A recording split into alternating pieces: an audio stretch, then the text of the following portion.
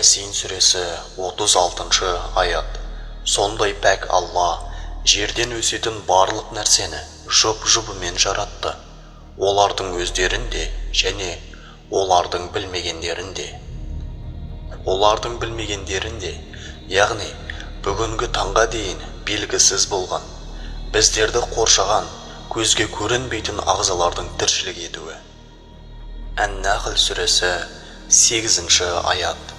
Ол жылқыларды, қашырларды және есектерді мінулерің үшін әрі зейнет үшін жаратты, және ол сендердің білмеген нәрселеріңді де жаратты.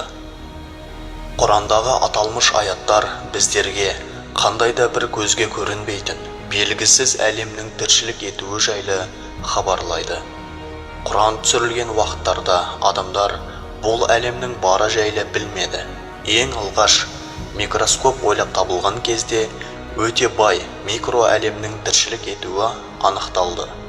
Ғалымдар таңғажайып әлемді, жаңа ағзалар түрлерін, құралсыз, көзге көрінбейтін микробтар, бактериялар, вирустар әлемін ашты.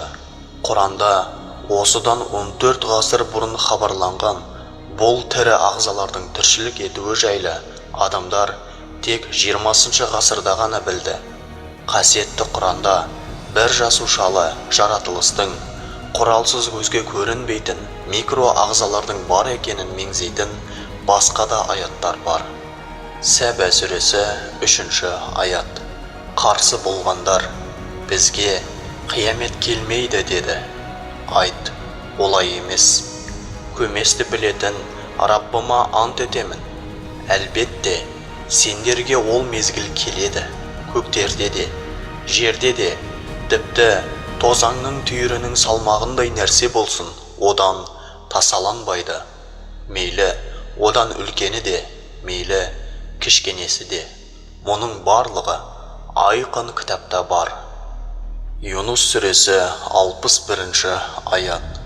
Жердегі және көктегі еш нәрсе сенің Раббыңнан жасырылмайды. Тіпті ол тозаңның салмағындай болса да, мейлі, одан кішкенесі де, мейлі, үлкені де. Мұның барлығы айқын кітапта. Жер бетінің барлық жеріне таралған бұл көзге көрінбейтін микро әлемнің тіршілік иелері, жер бетіндегі барлық адамдардың санының шамамен 20 есе көп.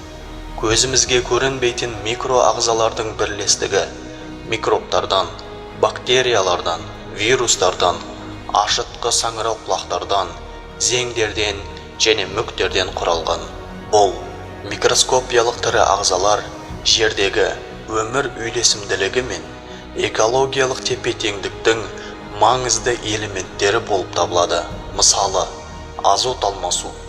Жердегі тіршіліктің қалыптасуына жауапты болған негізгі процестердің бірі бактериялармен жүзеге асады.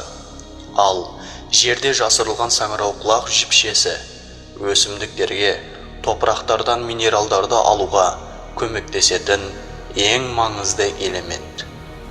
Біздің тілімізде болатын бактериялар біздерді қорғап, кейбір тағам өнімдерінің құрамында, мысалы, етте немесе салаттарда болатын нитраттар мен уланудың алдын алады. Сол мезетте кейбір бактериялар мен теңіз өсімдіктері фотосинтез жасау қабілетіне ие. Бұл жер бетіндегі тіршіліктің жалғасуына қажетті жағдай болып табылады. Және бұл фотосинтездің міндетті орындалуын олар өсімдіктермен бөліседі. Зеңдердің кейбір түрлері органикалық заттарды жарықшақтайды.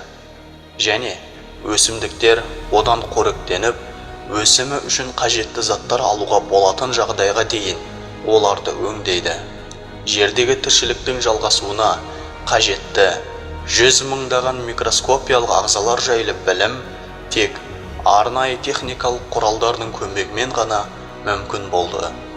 Адамдарға көрінбейтін әлемдердің бар екенін анықтауға мүмкіндік беретін технологиялардың ойлап табылғанына дейін Құран аяттарында хабарлануы еш күмәнсіз Құран мұғжизасының тағы да бір дәлелі болып табылады.